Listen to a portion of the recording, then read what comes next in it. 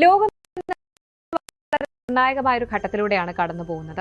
ഒരു വശത്ത് ഇസ്രായേലിലും ഇറാനിലും നടക്കുന്ന അധികാര വടംവലികൾ, നെതന്യാഹുവിന്റെ കോഡ് റൂം ഡ്രാമ തൊട്ട് തെഹ്റാനിലെ ഷാഡോ വാർ വരെ നമ്മുടെ കൺമുന്നിലുണ്ട്. മറുവശത്ത് ഭീകരവാദത്തിന്റെ കരിനിഴലിൽ നിന്നും ഉദിച്ചുയർന്ന കാശ്മീരിന്റെ പുത്തൻ ടൂറിസം വസന്തം. എന്നാൽ ഇതൊക്കെ ഒരു ഭാഗത്ത് നടക്കുമ്പോൾ നമ്മുടെ ചിന്താഗതിയെ തന്നെ മാറ്റിമറിക്കാൻ പോകുന്ന ആർട്ടിഫിഷ്യൽ ജനറൽ ഇന്റലിജൻസ് അഥവാ AGI എന്ന സൂപ്പർ പവർ യന്ത്രബുദ്ധി നമ്മുടെ വാതിൽക്കൽ എത്തിക്കഴിഞ്ഞു. രാഷ്ട്രീയം, യുദ്ധം, സാങ്കേതികവിദ്യ, അതിജീവനം ഇവയെല്ലാം എങ്ങനെയാണ് പരസ്പരം കണക്റ്റഡ് ആയിരിക്കുന്നത്? 2026 ഏപ്രിൽ 21 ഈ നിർണായക നിമിഷത്തിൽ പശ്ചിമേഷ്യ മുതൽ പഹൽഗാം വരെയും സിലിക്കൺ വാലി മുതൽ നമ്മുടെ സ്മാർട്ട് ഫോൺ വരെയും സംഭവിക്കുന്ന ആവേശകരമായ കാര്യങ്ങളിലേക്ക് കടക്കാം. വെൽക്കം ടു ലോക.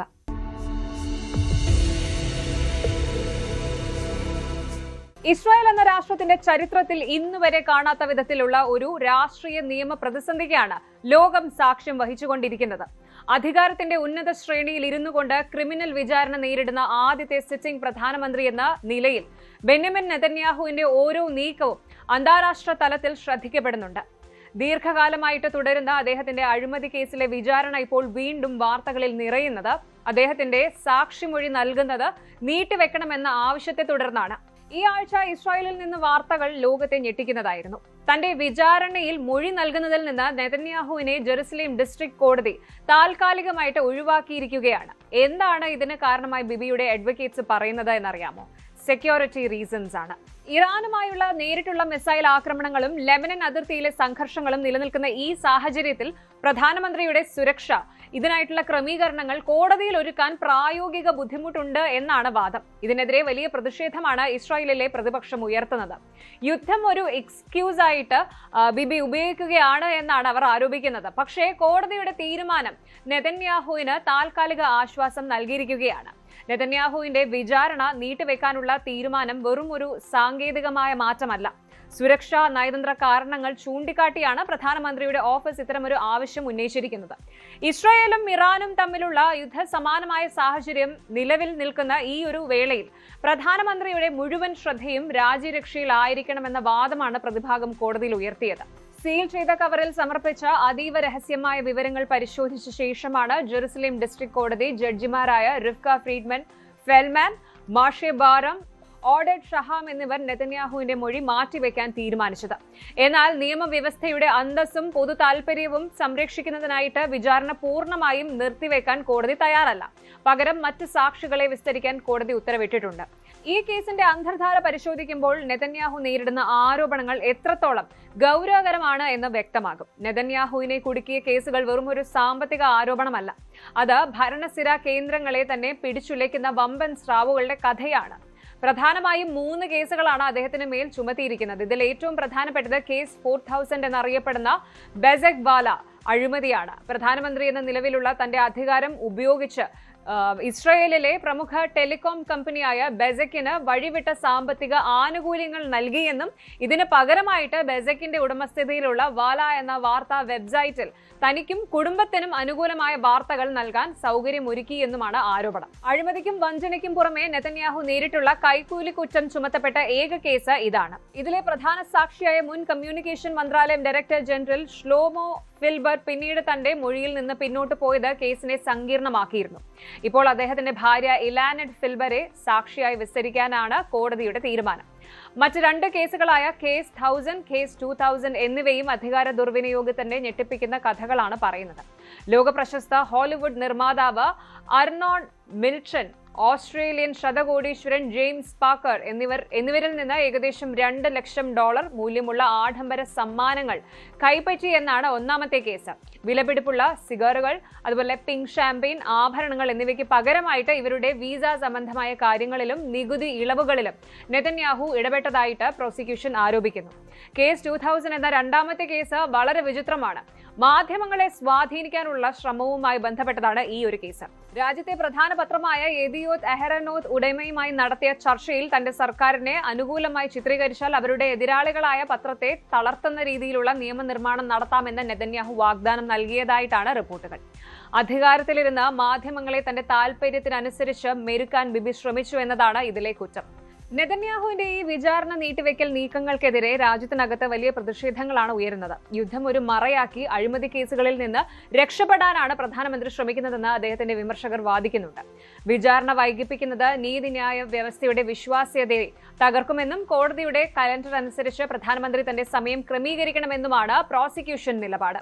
എന്നാൽ ഇസ്രായേൽ നേരിടുന്ന അസാധാരണമായ സുരക്ഷാ ഭീഷണികൾ കണക്കിലെടുക്കുമ്പോൾ പ്രധാനമന്ത്രിക്ക് കോടതിയിൽ ഹാജരാകുന്നത് പ്രായോഗികമല്ലെന്ന് അദ്ദേഹത്തിന്റെ അനുയായികൾ പറയുന്നു. ഈ തർക്കങ്ങൾക്കിടയിലാണ് തനിക്ക് മാപ്പ് നൽകണമെന്ന ഔദ്യോഗിക അപേക്ഷ നെതന്യാഹു സമർപ്പിച്ചത്. രാജ്യത്തിന്റെ നിലവിലെ സാഹചര്യം കണക്കിലെടുത്ത് വിചാരണ അവസാനിപ്പിക്കേണ്ടത് അനിവാര്യമാണ് എന്നാണ് അദ്ദേഹത്തിന്റെ വാദം. ഈ ഒരു നിയമ പോരാട്ടം കേവലം ഒരു വ്യക്തിയുടെ നിലനിൽപ്പിന് വേണ്ടിയുള്ളതല്ല, മറിച്ച് ഇസ്രായേലിന്റെ ജനാധിപത്യ മൂല്യങ്ങളുടെ പരീക്ഷണം കൂടിയാണ്. ഒരു വശത്ത് രാജ്യത്തിന്റെ നിലനിൽപ്പിനായുള്ള യുദ്ധം നയിക്കുന്ന ഒരു നേതാവ്, മറുഭാഗത്ത് ഗുരുതരമായ അഴിമതി ആരോപണങ്ങൾ നേരിടുന്ന ഒരു പ്രതി. ഈ രണ്ട് വേഷങ്ങളും ഒരേ സമയം കൈകാര്യം ചെയ്യുന്നത് ഇസ്രായേലി സമൂഹത്തിൽ വലിയ ചേരിതിരിവ് ഉണ്ടാക്കിയിട്ടുണ്ട്. യുദ്ധം അവസാനിപ്പിക്കണമെന്നും പ്രധാനമന്ത്രി രാജിവെക്കണമെന്നും ആവശ്യപ്പെട്ട് തെരുവിലിറങ്ങുന്ന ജനങ്ങൾ ഒരു വശത്ത്, അദ്ദേഹത്തെ രാജ്യത്തിന്റെ രക്ഷകനായി കാണുന്നവർ മറുവശത്ത്. നിയമവാഴ്ചയും രാഷ്ട്രീയ അധികാരവും തമ്മിലുള്ള ഈ ഏറ്റുമുട്ടൽ ഏത് രീതിയിൽ അവസാനിക്കുമെന്ന് ലോകം ഉറ്റുനോക്കുകയാണ്.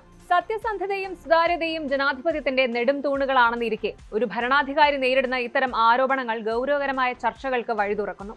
വിചാരണ വൈകുന്നത് നീതിയുടെ പരാജയമാണോ അതോ രാജ്യത്തിന്റെ സുരക്ഷ മുൻനിർത്തിയുള്ള അനിവാര്യമായ ഒരു വിട്ടുവീഴ്ചയാണോ എന്നത് വരും ദിവസങ്ങളിൽ കോടതിയും ജനങ്ങളും വിലയിരുത്തും. ഇസ്രായേലിന്റെ നിയമ ചരിത്രത്തിലെ ഈ നിർണായക അധ്യായം വരാനിരിക്കുന്ന ഭരണാധികാരികൾക്കും നിയമവ്യവസ്ഥയ്ക്കും വലിയ പാഠങ്ങൾ നൽകുമെന്നതിൽ സംശയമില്ല. അധികാരവും ഉത്തരവാദിത്വവും തമ്മിലുള്ള തുലനം എത്രത്തോളം പ്രധാനമാണ് എന്ന് നെതന്യാഹുവിന്റെ ഈ വിചാരണ ചരിത്രം നമ്മളെ ഓർമ്മിപ്പിക്കുന്നുണ്ട്. നിയമത്തിനു മുന്നിൽ എല്ലാവരും തുല്യരാണ് എന്ന ജനാധിപത്യ വിശ്വാസം കാത്തു സൂക്ഷിക്കപ്പെടുമോ അതോ രാഷ്ട്രീയ സാഹചര്യങ്ങൾ നീതിയുടെ വഴി തേടുമോ എന്ന ചോദ്യമാണ് ഇസ്രായേലിന് മുന്നിൽ അവശേഷിക്കുന്നത്. ബെന്യാമിൻ നെതന്യാഹു ഇസ്രായേലിന്റെ രക്ഷകനാണോ അതോ അധികാരത്തിന് വേണ്ടി എന്തിനും മടിക്കാത്ത ഒരു തന്ത്രജ്ഞനാണോ? ഈ ചോദ്യത്തിന് ഉത്തരം കാലം നൽകും. വിചാരണ വൈകുന്നത് നീതിയുടെ പരാജയമാണ് എന്നൊരു വിഭാഗം കരുതുമ്പോൾ, യുദ്ധകാലത്ത് രാജ്യത്തെ നയിക്കുന്ന നേതാവിന് ഇത്തരം ഇളവുകൾ അത്യാവശ്യമാണ് എന്ന് ബിബിയുടെ അനുയായികൾ വാദിക്കുന്നു. ഒന്നുറപ്പാണ്, ജെറുസലേം കോടതിയിൽ നിന്ന് വരുന്ന ഓരോ വിധിയും ഇസ്രായേലിന്റെ അതിർത്തികളെക്കാൾ കൂടുതൽ ഈ രാഷ്ട്രത്തിന്റെ തന്നെ ജനാധിപത്യ മൂല്യങ്ങളെ സ്വാധീനിക്കും. നിയമത്തിന് മുന്നിൽ എല്ലാവരും തുല്യരാണെന്ന ലളിതമായ തത്വം പ്രധാനമന്ത്രിയുടെ കാര്യത്തിലും നടപ്പിലാകുമോ എന്ന് നമുക്ക് കാത്തിരുന്ന് കാണാം.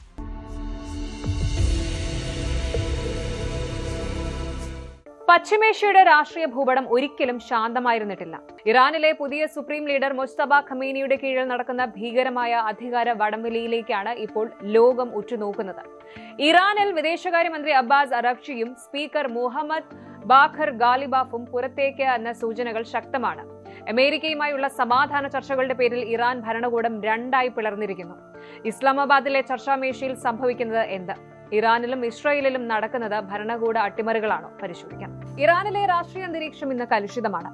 ടെഹ്റാനിലെ അധികാര ഇടനാഴികളിൽ നിന്ന് പുറത്തുവരുന്ന വാർത്തകൾ കേവലം നയതന്ത്ര തർക്കങ്ങളല്ല, മറിച്ച് രാജ്യത്തിന്റെ ഭാവി നിശ്ചയിക്കുന്ന ഒരു ആഭ്യന്തര അധികാര യുദ്ധത്തിന്റെ സൂചനകളാണ് നൽകുന്നത്. അമേരിക്കയുമായുള്ള സമാധാന ചർച്ചകളുടെ പശ്ചാത്തലത്തിൽ Iran parliament speaker Mohammad Baqer ഗാലിബാഫും വിദേശകാര്യമന്ത്രി അബ്ബാസ് അറാഖ്ചിയും തങ്ങളുടെ സ്ഥാനങ്ങളിൽ നിന്ന് നീക്കം ചെയ്യപ്പെട്ടേക്കാം എന്ന വാർത്തകൾ പുറത്തു വരുമ്പോൾ അത് മിതവാദികളും തീവ്ര നിലപാടുകാരും തമ്മിലുള്ള പോരാട്ടത്തിന്റെ പുതിയ അധ്യായമായി മാറുകയാണ്. അങ്ങേയറ്റം സങ്കീർണമായ ഈ ഒരു സാഹചര്യത്തിൽ ഇറാനിലെ പരമോന്നത നേതാവ് ആയത്തുള്ള മുജ്തബ ഖമേനിയുടെ കീഴിലുള്ള ഭരണകൂടം രണ്ട് വിഭാഗങ്ങളായി പിരിഞ്ഞിരിക്കുകയാണ്.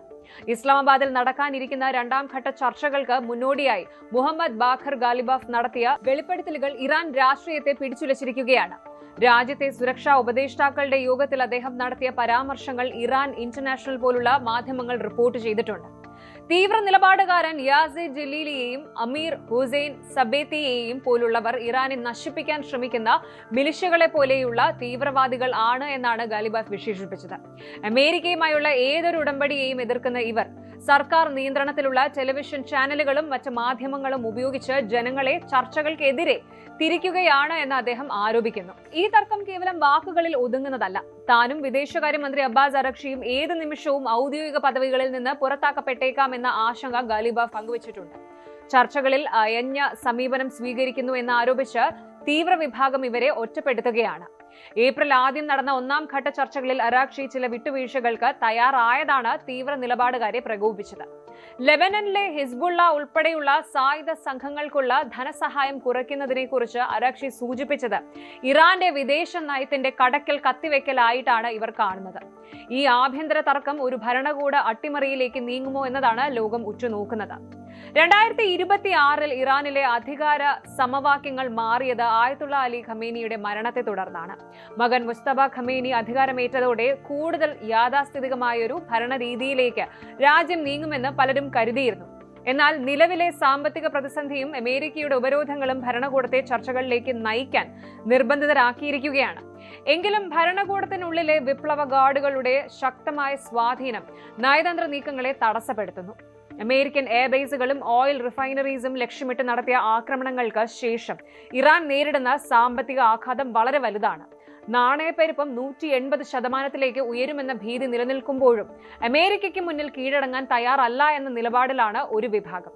മുസ്തഫ ഖമേനി തന്റെ ആദ്യ പ്രസ്താവനയിൽ തന്നെ അമേരിക്കയോടും ഇസ്രായേലിനോടുമുള്ള കടുത്ത നിലപാട് ആവർത്തിച്ചിരുന്നു. എന്നാൽ രാജ്യത്തെ പട്ടിണിയിൽ നിന്ന് രക്ഷിക്കാൻ ഗാലിബാഫിനെ പോലെയുള്ളവർ നടത്തുന്ന നീക്കങ്ങളെ അദ്ദേഹം എങ്ങനെ കാണുന്നു എന്നത് നിർണായകമാണ്. പാകിസ്ഥാന്റെ മധ്യസ്ഥതയിൽ ഇസ്ലാമാബാദിൽ നടന്ന ഒന്നാം ഘട്ട ചർച്ചകൾ പരാജയപ്പെട്ടത് ഇരുപക്ഷവും തങ്ങളുടെ നിലപാടുകളിൽ ഉറച്ചു നിന്നതുകൊണ്ടാണ്. അമേരിക്കൻ പ്രതിനിധി സംഘത്തെ നയിച്ച വൈസ് പ്രസിഡന്റ് JD വാൻസ് മുന്നോട്ട് വെച്ച നിബന്ധനകൾ ഇറാൻ തള്ളിക്കളഞ്ഞു. യുറേനിയം സമ്പുഷ്ടീകരണം 20 വർഷത്തേക്ക് നിർത്തിവെക്കണമെന്നായിരുന്നു അമേരിക്കയുടെ ആവശ്യം. എന്നാൽ 5 വർഷത്തേക്ക് മാത്രമേ ഇത് സാധ്യമാകൂവെന്ന് ഇറാൻ വ്യക്തമാക്കി. ഇതിനു പുറമെ നിലവിലുള്ള സമ്പുഷ്ടീകരിച്ച യുറേനിയം അമേരിക്കയ്ക്ക് കൈമാറണമെന്ന ആവശ്യവും ഇറാൻ നിരാകരിച്ചു. അമേരിക്കൻ പ്രസിഡന്റ് ഡൊണാൾഡ് ട്രംപ് ഈ ചർച്ചകളെ തന്റെ അമേരിക്ക ഫസ്റ്റ് നയത്തിന്റെ ഭാഗമായിട്ടാണ് കാണുന്നത്. ചർച്ചകൾ പരാജയപ്പെട്ടാൽ ഇറാന്റെ ഊർജ്ജ നിലയങ്ങളും അടിസ്ഥാന സൗകര്യങ്ങളും തകർക്കുമെന്ന് അദ്ദേഹം ഭീഷണി മുഴക്കിക്കഴിഞ്ഞു. ഇതേ സമയം തന്നെ വൈസ് പ്രസിഡന്റ് JD വാൻസിനൊപ്പം ജേറഡ് കുഷ്നർ, സ്റ്റീവ് വിറ്റ്കോഫ് തുടങ്ങിയ ഉന്നതർ രണ്ടാം ഘട്ട ചർച്ചകൾക്കായിട്ട് പാകിസ്ഥാനിലേക്ക് തിരിക്കാൻ തയ്യാറെടുക്കുകയാണ്. എന്നാൽ ഹോർമുസ് കടലിടുക്കിലെ അമേരിക്കൻ ഉപരോധം നീക്കാതെ ചർച്ചകളിൽ പങ്കെടുക്കില്ല എന്ന കടുത്ത നിലപാടിലാണ് ഇറാൻ ഇപ്പോൾ ഉള്ളത്. ഹോർമുസ് കടലിടുക്കിൽ അമേരിക്ക ഏർപ്പെടുത്തിയിരിക്കുന്ന നാവിക ഉപരോധം ചർച്ചകളെ പ്രതികൂലമായി ബാധിക്കുന്നുണ്ട് എന്ന് പാകിസ്ഥാൻ കരസേനാ മേധാവി ജനറൽ അസീം മുനീർ ട്രംപിനെ അറിയിച്ചതായിട്ടാണ് റിപ്പോർട്ടുകൾ. ഇറാനിലേക്കുള്ള ചരക്ക് നീക്കം തടയുന്നത് മാനുഷികമായ പ്രതിസന്ധികൾക്ക് കാരണമാകുമെന്നും ഇത് സമാധാന നീക്കങ്ങളെ പിന്നോട്ടടിക്കുമെന്നും അദ്ദേഹം ചൂണ്ടിക്കാട്ടിയിട്ടുണ്ട്. കഴിഞ്ഞ ദിവസം ഇറാന്റെ തൂസ്ക എന്ന കണ്ടെയ്നർ കപ്പൽ അമേരിക്കൻ നാവികസേന പിടിച്ചെടുത്തത് സ്ഥിതിഗതികൾ കൂടുതൽ വഷളാക്കിയിട്ടുണ്ട്. ഇത് കടൽ കൊള്ളയാണ് എന്നാണ് ഇറാന്റെ ആരോപണം. പാകിസ്ഥാൻ ഈ ചർച്ചകളിൽ നിർണായകമായൊരു പാലമായി പ്രവർത്തിക്കുകയാണ് ഇപ്പോൾ. തങ്ങളുടെ മണ്ണിൽ വെച്ച് ലോകത്തെ 2 പ്രധാന ശക്തികൾ തമ്മിലുള്ള തർക്കം പരിഹരിക്കപ്പെടുക എന്നത് പാകിസ്ഥാനെ സംബന്ധിച്ചിടത്തോളം നയതന്ത്രപരമായ വിജയമാണ്. എന്നാൽ ഇറാന്റെ ആഭ്യന്തര കലഹം ചർച്ചകളെ അനിശ്ചിതത്വത്തിലാക്കുന്നു. വെടിനിർത്തൽ കാലാവധി ഏപ്രിൽ 22 ബുധനാഴ്ച അവസാനിക്കാനിരിക്കെ ഒരു ഉടമ്പടിയിലെത്താൻ സാധിച്ചില്ല എങ്കിൽ വീണ്ടും മിസൈൽ ആക്രമണങ്ങൾ ഉണ്ടാകുമെന്ന് ട്രംപ് മുന്നറിയിപ്പ് നൽകി കഴിഞ്ഞു. കൂടുതൽ ബോംബുകൾ വീഴാൻ തുടങ്ങുമെന്ന ട്രംപിന്റെ വാക്കുകൾ ലോകത്തെ ഭീതിയിലാഴ്ത്തുന്നുണ്ട്. ഇറാൻ ഇന്നൊരു വഴിത്തിരിവിലാണ്. ഒരു വശത്ത് രാജ്യത്തിന്റെ പരമാധികാരവും വിപ്ലവ വീര്യവും ഉയർത്തിപ്പിടിക്കുന്ന തീവ്ര നിലപാടുകാർ, മറുവശത്ത് സാമ്പത്തിക തകർച്ചയിൽ നിന്ന് രാജ്യത്തെ രക്ഷിക്കാൻ നയതന്ത്രം ഉപയോഗിക്കുന്ന ഗാലിബാഫിനെ പോലെയുള്ളവർ. ഗാലിബാഫിനെയും അറാഖ്ചിയെയും സ്ഥാനഭ്രഷ്ടരാക്കുന്നത് ഇറാന്റെ നയതന്ത്ര പാതയിൽ വലിയ വിള്ളലുണ്ടാക്കും. ഇത് അമേരിക്കയുമായുള്ള നേരിട്ടുള്ള യുദ്ധത്തിലേക്ക് ഇറാനെ നയിച്ചേക്കാം. അധികാര വടംവലികൾക്കിടയിൽ ജനങ്ങളുടെ ദുരിതം വിസ്മരിക്കപ്പെടുകയാണ്. പട്ടിണിയും ഉയർന്ന വിലക്കയറ്റവും കൊണ്ട് പൊറുതിമുട്ടുന്ന ഇറാൻ ജനതയ്ക്ക് ഈ സമാധാന ചർച്ചകൾ വലിയ പ്രതീക്ഷയാണ് നൽകുന്നത്. എന്നാൽ തീവ്ര നിലപാടുകാരുടെ അട്ടിമറി നീക്കങ്ങൾ ഈ പ്രതീക്ഷകളെ തല്ലിക്കെടുത്തുമോ എന്നാണ് ഇനി അറിയേണ്ടത്. വരും ദിവസങ്ങളിൽ ഇസ്ലാമാബാദിൽ നിന്നും തെഹ്റാനിൽ നിന്നും വരുന്ന വാർത്തകൾ ലോക ഭൂപടത്തിലെ രാഷ്ട്രീയ സമവാക്യങ്ങളെ തന്നെ മാറ്റിമറിക്കാൻ പോകുന്നവയാണ്. നയതന്ത്രത്തിന്റെ മേശയ്ക്ക് ചുറ്റുമിരുന്ന് പരിഹരിക്കപ്പെടേണ്ട പ്രശ്നങ്ങൾ തോക്കിൻ മുനയിലേക്ക് നീങ്ങുമോ എന്നാണ് ലോകം ഭീതിയോടെ നോക്കുന്നത്. സമാധാനത്തിന് വാതിലുകൾ പാതി അടഞ്ഞു കഴിഞ്ഞു. അത് പൂർണ്ണമായും അടയുമോ അതോ തുറക്കപ്പെടുമോ എന്നത് വരും മണിക്കൂറുകൾ നിശ്ചയിക്കും. ഇറാൻ ഒരു ഭരണകൂട മാറ്റത്തിലേക്ക് നീങ്ങുകയാണ്. അധികാരവും ഉത്തരവാദിത്വവും തമ്മിലുള്ള ഈ വടംവലിയിൽ ബലിയാടാകുന്നത് സാധാരണ ജനങ്ങളാണ്. ഏപ്രിൽ 22 ആ ഡെഡ് ലൈൻ പശ്ചിമേഷ്യയെ എങ്ങോട്ട് നയിക്കും? പുതിയ യുദ്ധത്തിലേക്കാണോ അതോ ചരിത്രപരമായ ഒരു ഉടമ്പടിയിലേക്കാണോ? കണ്ടു തന്നെ അറിയണം.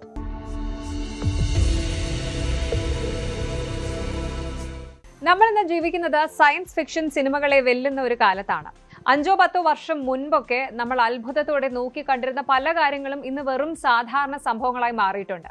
ചാറ്റ് ജിപിടിയും ജെമിനിയും ഒക്കെ വന്ന് നമ്മുടെ ജോലിയുടെ രീതിയൊക്കെ മാറ്റിമറിച്ചു. എന്നാൽ ടെക് ലോകത്തെ ഇന്നത്തെ ഏറ്റവും വലിയ ചർച്ചാ വിഷയം എന്ന് പറയുന്നത് AGI, അതായത് ആർട്ടിഫിഷ്യൽ ജനറൽ ഇന്റലിജൻസ് ആണ്. കഴിഞ്ഞ കുറച്ചു കാലങ്ങളായിട്ട് സിലിക്കൺ വാലിയിൽ നിന്നും ഉയരുന്ന പ്രധാന ചോദ്യം ഇതാണ്: യന്ത്രങ്ങൾക്ക് സ്വന്തമായിട്ട് ചിന്തിക്കാനും തീരുമാനങ്ങൾ എടുക്കാനും കഴിയുമോ? എൻവിഡിയ CEO ജെൻസൺ ഹുവാങ് മുതൽ ഇലോൺ മസ്ക് വരെ ഈ വിഷയത്തിൽ വലിയ പ്രവചനങ്ങൾ നടത്തി കഴിഞ്ഞു. എന്താണ് ഈ AGI? ഇത് നമ്മുടെ ജീവിതത്തെ എങ്ങനെ ബാധിക്കും? പരിശോധിക്കാം. മനുഷ്യ ചരിത്രത്തിലെ ഏറ്റവും നിർണായകമായ ഒരു കാലഘട്ടത്തിലൂടെയാണ് നമ്മൾ കടന്നു പോകുന്നത്. തീയുടെ കണ്ടുപിടുത്തമോ ചക്രത്തിന്റെ ആവിർഭാവമോ പോലെ മാനവരാശിയെ അടിമുടി മാറ്റാൻ ശേഷിയുള്ളൊരു സാങ്കേതിക വിദ്യയെക്കുറിച്ച് ലോകം ഇന്ന് ചർച്ച ചെയ്യുന്നു. അത് ആർട്ടിഫിഷ്യൽ ഇന്റലിജൻസ്, അതായത് കൃത്രിമ ബുദ്ധിയാണ്. എന്നാൽ ഇന്ന് ചർച്ചകൾ കേവലം AIയിൽ മാത്രം ഒതുങ്ങുന്നില്ല. ശാസ്ത്രലോകവും ടെക് ലോകവും ഒരുപോലെ ഉറ്റുനോക്കുന്നത് ആർട്ടിഫിഷ്യൽ ജനറൽ ഇന്റലിജൻസ് AGI എന്ന പ്രതിഭാസത്തിലേക്കാണ്. ഇന്റർനെറ്റിലും സോഷ്യൽ മീഡിയ പ്ലാറ്റ്ഫോമുകളിലും AGI എത്തിക്കഴിഞ്ഞു എന്ന തരത്തിലുള്ള അവകാശവാദങ്ങൾ ഇടയ്ക്കിടെ ഉയരാറുണ്ട്. നമ്മളിന്ന് ദൈനംദിന ജീവിതത്തിൽ ഉപയോഗിക്കുന്ന ഭൂരിഭാഗം സാങ്കേതിക വിദ്യകളും നാരോ AI എന്ന വിഭാഗത്തിൽ പെടുന്നവയാണ്. ഇവയെ ഒരു പ്രത്യേക കാര്യത്തിൽ മാത്രം പ്രാവീണ്യമുള്ള വിദഗ്ധരായി കാണാം. ഉദാഹരണത്തിന് നമ്മുടെ സ്മാർട്ട് ഫോണിലെ സീരിയോ, അലക്സയോ വോയിസ് അസിസ്റ്റന്റുകളായി മികച്ച രീതിയിൽ പ്രവർത്തിക്കുന്നു. എന്നാൽ അവയോടൊരു സങ്കീർണമായ സോഫ്റ്റ്വെയർ കോഡ് എഴുതാനോ അല്ലെങ്കിൽ ഒരു കമ്പനിയുടെ ബിസിനസ് സ്ട്രാറ്റജി തയ്യാറാക്കാനോ ആവശ്യപ്പെട്ടാൽ അവ പരാജയപ്പെടും. അതുപോലെ തന്നെയാണ് ഗൂഗിൾ മാപ്സ്. കൃത്യമായ വഴി കാണിച്ചു തരാൻ ഇതിന് കഴിയുമെങ്കിലും ഒരു കവിത എഴുതാൻ ഇതിന് സാധിക്കില്ല. ഈ സംവിധാനങ്ങൾ അവയുടെ പരിധിക്കുള്ളിൽ നിന്നുകൊണ്ട് അത്ഭുതകരമായ ഫലങ്ങൾ നൽകുന്നുണ്ടെങ്കിലും അവയ്ക്ക് സ്വന്തമായ ബോധമോ സാമാന്യ ബുദ്ധിയോ ഇല്ല. ഇത് നൽകിയിരിക്കുന്ന ഡാറ്റയിൽ നിന്നും പാറ്റേണുകൾ തിരിച്ചറിഞ്ഞ് മുൻകൂട്ടി നിശ്ചയിച്ച ഒരു ചട്ടക്കൂടിനുള്ളിൽ നിന്നാണ് ഇവ പ്രവർത്തിക്കുന്നത്. ഇതിനെയാണ് നാം സ്പെഷ്യലിസ്റ്റ് എന്ന് വിളിക്കുന്നത്. ഒരു കാര്യം മാത്രം അതിവിദഗ്ധമായി ചെയ്യുന്ന യന്ത്രബുദ്ധി. ഇനി എന്താണ് AGI, ആർട്ടിഫിഷ്യൽ ജനറൽ ഇന്റലിജൻസ്? നമുക്ക് ചുറ്റുമുള്ള AIയെ കുറിച്ച് ആദ്യം പറയാം. ഗൂഗിൾ മാപ്സ്, സിരി അല്ലെങ്കിൽ നിങ്ങളുടെ ഫോണിലെ ഫേസ് അൺലോക്ക് ഫീച്ചർ, ഇതിനെയൊക്കെ നമ്മൾ നാരോ AI എന്നാണ് വിളിക്കുന്നത്. അതായത് ഒരു പ്രത്യേക കാര്യത്തിൽ എക്സ്പേർട്ട് ആണ് ഇവർ. ഗൂഗിൾ മാപ്സിനോട് ഒരു പാട്ട് പാടാൻ പറഞ്ഞാൽ അത് നടക്കില്ല, കാരണം അതിന്റെ പ്രോഗ്രാമിംഗ് വഴി കാണിക്കാൻ മാത്രമുള്ളതാണ്. എന്നാൽ AGI അഥവാ ആർട്ടിഫിഷ്യൽ ജനറൽ ഇന്റലിജൻസ് എന്നത് ഒരു ജനറലിസ്റ്റ് ആണ്. അതായത് ഒരു മനുഷ്യന് ചെയ്യാൻ കഴിയുന്ന ഏത് ബൗദ്ധിക ജോലിയും അതേ നിലവാരത്തിൽ ചെയ്യാൻ കഴിയുന്ന ഒരു യന്ത്ര സംവിധാനം. ഒരു സാഹചര്യത്തിൽ നിന്ന് പഠിച്ച അറിവ് മറ്റൊരു സാഹചര്യത്തിൽ പ്രയോഗിക്കാൻ, അതായത് നോളജ് ട്രാൻസ്ഫറിനും കഴിയും. ലളിതമായിട്ട് പറഞ്ഞാൽ മനുഷ്യബുദ്ധിയുടെ ഡിജിറ്റൽ കോപ്പിയാണിത്. മനുഷ്യബുദ്ധിയുടെ ഏറ്റവും വലിയ പ്രത്യേകത അതിന്റെ വഴക്കമാണ്, അതായത് ഫ്ലെക്സിബിലിറ്റി. ഒരു കാര്യത്തിൽ നിന്നും പഠിക്കുന്ന പാഠങ്ങൾ തികച്ചും വ്യത്യസ്തമായ മറ്റൊരു കാര്യത്തിൽ പ്രയോഗിക്കാൻ നമുക്ക് സാധിക്കും. ഉദാഹരണത്തിന് സൈക്കിൾ ഓടിക്കാൻ പഠിക്കുന്ന ഒരാൾക്ക് ബാലൻസിങ്ങിനെ കുറിച്ച് ലഭിക്കുന്ന ധാരണ പിൽക്കാലത്ത് മോട്ടോർ ബൈക്ക് ഓടിക്കുമ്പോഴോ അല്ലെങ്കിൽ മറ്റ് സമാനമായ കാര്യങ്ങൾ ചെയ്യുമ്പോഴോ ഉപകരിക്കും. എന്നാൽ നിലവിലെ AI സംവിധാനങ്ങൾക്ക് ഇത്തരത്തിൽ അറിവ് കൈമാറ്റം, നോളജ് ട്രാൻസ്ഫർ ചെയ്യാൻ കഴിയില്ല. അവിടെയാണ് AGI എന്ന വിദ്യ യാഥാർത്ഥ്യമാകുമ്പോൾ യന്ത്രങ്ങൾക്ക് മനുഷ്യരെ പോലെ സാഹചര്യങ്ങൾക്കനുസരിച്ച് സ്വയം മാറാനും പുതിയ കാര്യങ്ങൾ പഠിച്ചെടുക്കാനും സാധിക്കുമെന്നാണ് കരുതപ്പെടുന്നത്. ലെക്സ് ഫ്രീഡ്മാനുമായുള്ള പോഡ്കാസ്റ്റിൽ ജെൻസൺ ഹുവാങ് നടത്തിയ പ്രസ്താവന AGIയെ കുറിച്ചുള്ള പരമ്പരാഗത കാഴ്ചപ്പാടുകളെ വെല്ലുവിളിക്കുന്നതായിരുന്നു. നമ്മൾ AGI കൈവരിച്ചു കഴിഞ്ഞു എന്ന് അദ്ദേഹം പറഞ്ഞപ്പോൾ അത് മനുഷ്യനെ പോലെ ചിന്തിക്കുന്ന ഒരു യന്ത്രം എന്ന നിലയിലല്ല, മറിച്ച് കഴിവിനെ, അതായത് കേപ്പബിലിറ്റി അടിസ്ഥാനമാക്കിയുള്ളതായിരുന്നു. ഒരു $100 കോടി മൂല്യമുള്ള ഒരു കമ്പനി തനിയെ കെട്ടിപ്പടുക്കാനോ അല്ലെങ്കിൽ സങ്കീർണമായ വ്യവസായങ്ങൾ നിയന്ത്രിക്കാനോ ഒരു AIക്ക് കഴിയുമെങ്കിൽ അതിനെ AGI എന്ന് വിളിക്കാമെന്നാണ് അദ്ദേഹത്തിന്റെ പക്ഷം. ഇവിടെയാണ് AGIയുടെ നിർവചനം മാറുന്നത്. പലപ്പോഴും ശാസ്ത്രജ്ഞർ AGIയെ മനുഷ്യന്റെ ബോധ മനസ്സുമായി, കോൺഷ്യസ്നസ്, അതുമായിട്ട് ബന്ധിപ്പിക്കുമ്പോൾ ബിസിനസ് ലോകം അതിനെ പ്രവർത്തനക്ഷമതയുമായിട്ടാണ് ബന്ധിപ്പിക്കുന്നത്. ഇത് വലിയൊരു ചോദ്യം അവശേഷിപ്പിക്കുന്നുണ്ട്. യന്ത്രം മനുഷ്യനെ പോലെ അനുഭവിക്കണോ അതോ മനുഷ്യനെ പോലെ പ്രവർത്തിക്കണോ എന്നുള്ളത്. AGI എപ്പോൾ വരുമെന്ന കാര്യത്തിൽ ലോക പ്രശസ്തരായ ശാസ്ത്രജ്ഞർക്കിടയിൽ പോലും ഏക അഭിപ്രായമില്ല. AIയുടെ പിതാക്കന്മാരിൽ ഒരാളായ ജെഫ്രി ഹിൻടൺ മുതൽ മെറ്റയുടെ ചീഫ് സയന്റിസ്റ്റ് യാൻ ലെക്കൂൻ വരെ ഈ വിഷയത്തിൽ വ്യത്യസ്ത നിലപാടുകളാണ് സ്വീകരിക്കുന്നത്. ഇന്നത്തെ AI സംവിധാനങ്ങൾക്ക് പലപ്പോഴും യുക്തിസഹമായ ചിന്താശേഷി, റീസണിംഗ് ഇല്ല എന്നാണ് ലെക്കൂൻ വാദിക്കുന്നത്. അവയ്ക്ക് ഭാഷാപരമായ അറിവുണ്ടെങ്കിലും ലോകം എങ്ങനെ പ്രവർത്തിക്കുന്നു എന്നതിനെക്കുറിച്ച് അടിസ്ഥാനപരമായ അറിവില്ല.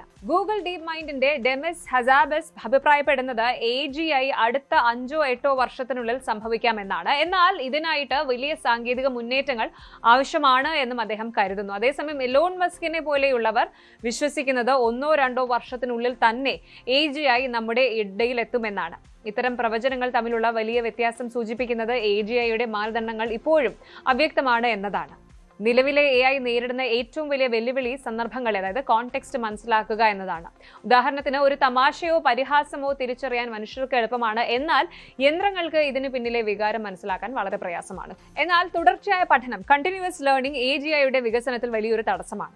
ഇന്നത്തെ AIകൾ ട്രെയിനിങ് ഘട്ടം കഴിഞ്ഞാൽ പുതിയ വിവരങ്ങൾ സ്വയം പഠിച്ചെടുക്കാൻ പ്രയാസപ്പെടുന്നു. പുതിയ അറിവ് ലഭിക്കുമ്പോൾ പഴയത് മറന്നുപോകുന്ന കാറ്റാസ്ട്രോഫിക് ഫൊഗറ്റിംഗ് എന്ന അവസ്ഥയും ഇവ നേരിടുന്നുണ്ട്. മാത്രമല്ല, AGI ഉണ്ടാക്കിയേക്കാവുന്ന സാമൂഹിക ആഘാതങ്ങളെക്കുറിച്ചും വലിയ ആശങ്കകളുണ്ട്. മനുഷ്യന്റെ ജോലി സാധ്യതകളെ ഇത് എങ്ങനെ ബാധിക്കും? യന്ത്രങ്ങൾ സ്വയം തീരുമാനങ്ങൾ എടുക്കാൻ തുടങ്ങിയാൽ അത് മനുഷ്യരാശിയുടെ നിലനിൽപ്പിന് ഭീഷണിയാകുമോ? ഇത്തരം ധാർമ്മികമായ ചോദ്യങ്ങൾക്ക് കൂടി ഉത്തരം കണ്ടെത്തിയാൽ എന്നാൽ മാത്രമേ AGIയിലേക്കുള്ള യാത്ര പൂർണ്ണമാകൂ. AGI എന്നത് നിലവിൽ ഒരു ലക്ഷ്യസ്ഥാനമാണ്. അവിടെ നമ്മൾ എത്തിച്ചേർന്നിട്ടില്ല. ഇന്നത്തെ AI അവിശ്വസനീയമാം വിധം ശക്തമാണ്. അതിന് കവിതകൾ എഴുതാനും രോഗങ്ങൾ കണ്ടുപിടിക്കാനും പ്രോഗ്രാമുകൾ നിർമ്മിക്കാനും ഒക്കെ കഴിയും. എന്നാൽ ഇതൊന്നും ഒരു യഥാർത്ഥ ബുദ്ധി, ഇന്റലിജൻസ് എന്നതിലുപരി മികച്ച രീതിയിലുള്ള ഡാറ്റ പ്രോസസ്സിംഗിന്റെ ഫലമാണ്. നമ്മൾ AGIയിലേക്ക് അടുക്കുന്നുണ്ടോ അതോ കേവലം മികച്ച രീതിയിലുള്ള ടൂളുകൾ നിർമ്മിക്കുകയാണോ എന്നത് ഇന്നും തർക്കവിഷയമാണ്. AGIയുടെ വരവ് എപ്പോഴായാലും അത് ലോകത്തെ മാറ്റുക മാത്രമല്ല, എന്താണ് ബുദ്ധി, എന്താണ് മനുഷ്യനായിരിക്കുക എന്നതിന്റെ അർത്ഥം തുടങ്ങിയ മൗലികമായ ചോദ്യങ്ങളെ പുനർനിർവചിക്കാൻ നമ്മെ പ്രേരിപ്പിക്കും. സാങ്കേതിക വിദ്യയുടെ വളർച്ചയേക്കാൾ പ്രധാനം അത് മനുഷ്യരാശിയുടെ പുരോഗതിക്കായി എങ്ങനെ ഉത്തരവാദിത്തത്തോടെ ഉപയോഗിക്കുന്നു എന്നതിലാണ്. ആർട്ടിഫിഷ്യൽ ജനറൽ ഇന്റലിജൻസ് എന്നത് കേവലം ഒരു സാങ്കേതിക വിദ്യ മാത്രമല്ല, അത് മനുഷ്യൻ ആരാണ് എന്ന ചോദ്യത്തിനുള്ള പുതിയ ഉത്തരങ്ങൾ തേടൽ കൂടിയാണ്. തീ കണ്ടുപിടിച്ചപ്പോൾ മനുഷ്യൻ അതിന്റെ ഗുണവും ദോഷവും അനുഭവിച്ചു. ചക്രം കണ്ടുപിടിച്ചപ്പോൾ ദൂരങ്ങൾ കുറഞ്ഞു അല്ലെങ്കിൽ ഇല്ലാതെയായി. അതുപോലെ AGI നമ്മുടെ ലോകത്തെ മാറ്റിമറിക്കും എന്നതിൽ സംശയമില്ല. യന്ത്രങ്ങൾ ബുദ്ധിമാന്മാരാകുന്നത് നല്ലതാണ്, പക്ഷെ മനുഷ്യർ തങ്ങളുടെ വിവേകം കൈവിടാതിരുന്നാൽ മാത്രം മതി. AGI എന്ന ഈ അത്ഭുത പ്രതിഭാസത്തെ നമ്മൾ എങ്ങനെ നയിക്കും എന്നതിനെ ആശ്രയിച്ചിരിക്കും നമ്മുടെ ഭാവി.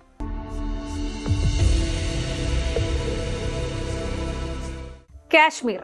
ആ പേര് കേൾക്കുമ്പോൾ തന്നെ മഞ്ഞുമൂടിയ മലനിരകളും ചുവപ്പും ദാൽ തടാകത്തിലെ ഷിക്കാര വള്ളങ്ങളുമാണ് നമ്മുടെ മനസ്സിലേക്ക് ഓടിയെത്തുന്നത്. പേൽഗാമിലുണ്ടായ ഭീകരാക്രമണം വിനോദസഞ്ചാരികളുടെ മനസ്സിൽ ഒരു വലിയ ഭയം വിതച്ചിരുന്നു. ടൂറിസം മേഖല പൂർണ്ണമായും തകരുമെന്ന് പലരും പ്രവചിച്ചു. പക്ഷേ ഇന്ന് നമ്മൾ കാശ്മീരിലേക്ക് നോക്കുമ്പോൾ കാണുന്നത് തികച്ചും വ്യത്യസ്തമായ ഒരു ചിത്രമാണ്. എല്ലാ ഭീഷണികളെയും അതിജീവിച്ച് കാശ്മീർ ടൂറിസം അതിന്റെ സുവർണകാലത്തിലേക്ക് തിരിച്ചു വന്നിരിക്കുന്നു. എങ്ങനെയാണ് ഈ മാജിക് സംഭവിച്ചത്? പേൽഗാം സംഭവത്തിന് ശേഷം സുരക്ഷാ ക്രമീകരണങ്ങളിൽ വന്ന മാറ്റങ്ങൾ എന്തൊക്കെയാണ്? കാശ്മീരിലെ ടൂറിസം വ്യവസായത്തിന്റെ ഇന്നത്തെ അവസ്ഥയെക്കുറിച്ച് നമുക്ക് വിശദമായി പരിശോധിക്കാം. 2026 നാം കാണുന്നത് വളരെ മികച്ച, കൂടുതൽ സ്മാർട്ടായ സുരക്ഷാ സംവിധാനങ്ങളാണ്. AI surveillance. പ്രധാനപ്പെട്ട ടൂറിസ്റ്റ് കേന്ദ്രങ്ങളായ പേൽഗാം, ഗുൽമാർഗ്, സോനാമാർഗ് എന്നിവിടങ്ങളിൽ ആർട്ടിഫിഷ്യൽ ഇന്റലിജൻസ് അധിഷ്ഠിതമായ ക്യാമറകൾ സ്ഥാപിച്ചു. അടുത്തത് ടൂറിസ്റ്റ് പോലീസ്. വിനോദസഞ്ചാരികളുടെ സുരക്ഷയ്ക്കായിട്ട് മാത്രം പ്രത്യേകം പരിശീലനം ലഭിച്ച ടൂറിസ്റ്റ് പോലീസിന്റെ എണ്ണം ഇരട്ടിയാക്കി. അവർക്ക് പ്രാദേശിക ഭാഷകൾക്ക് പുറമെ ഇംഗ്ലീഷ്, ഹിന്ദി ഭാഷകളിൽ നല്ല പ്രാവീണ്യം നൽകി. ഇനി റിയൽ ടൈം ട്രാക്കിംഗ് ആണ്. സാഹസിക യാത്രകൾക്കും ട്രെക്കിങ്ങിനും പോകുന്നവർക്ക് GPS അധിഷ്ഠിത ട്രാക്കിംഗ് സംവിധാനങ്ങൾ നിർബന്ധമാക്കി. ഇത് സഞ്ചാരികളിൽ വലിയൊരു സുരക്ഷിത ബോധം, സെൻസ് ഓഫ് സെക്യൂരിറ്റി ഉണ്ടാക്കിയിട്ടുണ്ട്. 2025 കണക്കുകൾ പ്രകാരം ഏകദേശം 2.5 കോടി സഞ്ചാരികളാണ് ജമ്മു കാശ്മീർ സന്ദർശിച്ചത്. 2026 ആദ്യ 4 മാസങ്ങളിൽ തന്നെ ഈ എണ്ണം മുൻ വർഷങ്ങളെ അപേക്ഷിച്ച് 15% കൂടുതലാണ്. ഇതിൽ ശ്രദ്ധേയമായ കാര്യം വിദേശ സഞ്ചാരികളുടെ എണ്ണത്തിലുണ്ടായ വർധനവാണ്. G20 ടൂറിസം വർക്കിംഗ് ഗ്രൂപ്പ് മീറ്റിംഗുകൾക്ക് ശേഷം കാശ്മീരിന് ലഭിച്ച ആഗോള ശ്രദ്ധ ഇതിന് വലിയൊരു കാരണമായിട്ടുണ്ട്. ദാൽ തടാകത്തിലെ ഹൗസ് ബോട്ടുകൾ മാസങ്ങൾക്ക് മുൻപേ ബുക്ക് ചെയ്യപ്പെടുന്നു. ഗുൽമാർഗിലെ ഗോണ്ടോള സവാരിക്ക് ഇന്നും മണിക്കൂറുകൾ നീണ്ട ക്യൂ ആണ്. പേൽഗാമിലെ ലീഡർ നദിക്കരയിൽ ഭയമില്ലാതെ ടെന്റുകൾ അടിച്ച് താമസിക്കുന്ന ടൂറിസ്റ്റുകളെ ഇന്ന് നമുക്ക് കാണാം.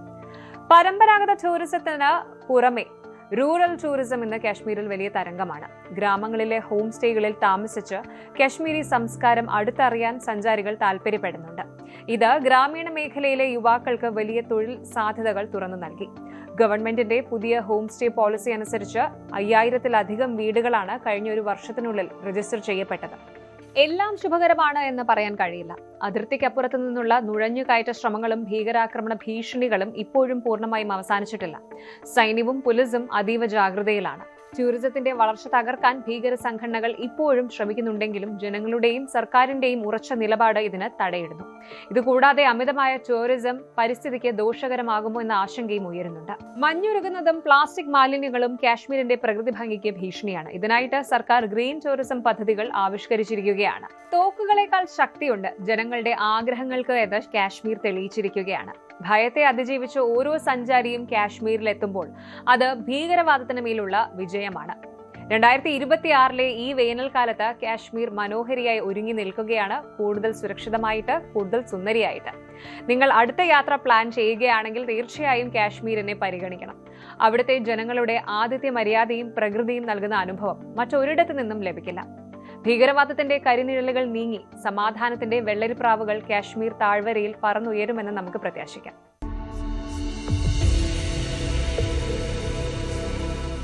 മാറ്റങ്ങൾ എപ്പോഴും വെല്ലുവിളികൾ നിറഞ്ഞതാണ്. ഇറാനിലെയും ഇസ്രായേലിലെയും രാഷ്ട്രീയ അസ്ഥിരതകൾ നമ്മളെ ആശങ്കപ്പെടുത്തുന്നുണ്ടെങ്കിലും കാശ്മീരിലെ ജനങ്ങൾ കാണിച്ചു തന്ന അതിജീവനത്തിന്റെ കഥ നമുക്ക് വലിയൊരു പാഠമാണ്. ഭയത്തെ അതിജീവിച്ച് സമാധാനത്തിലേക്ക് ചുവടുവയ്ക്കാൻ ഏതൊരു സമൂഹത്തിനും കഴിയുമെന്ന് കാശ്മീർ നമ്മളെ ഓർമ്മിപ്പിക്കുന്നു. അതുപോലെ തന്നെയാണ് സാങ്കേതിക വിദ്യയും. AGI പോലെയുള്ള മാറ്റങ്ങൾ ജോലിയെയും ജീവിതത്തെയും ബാധിക്കുമോ എന്ന പേടി വേണ്ട. പകരം മനുഷ്യന്റെ ബുദ്ധിയും യന്ത്രത്തിന്റെ കഴിവും ഇത് കൈകോർക്കുമ്പോൾ പിറക്കുന്നത് അതിശയകരമായ പുതിയ ലോകമായിരിക്കും. സമാധാനവും പുരോഗതിയും നിലനിൽക്കുന്ന ഒരു നാളേക്കായി നമുക്ക് പ്രത്യാശിക്കാം. കാരണം ഇരുട്ടിന് ശേഷമാണല്ലോ എപ്പോഴും വെളിച്ചം വരുന്നത്. Good night.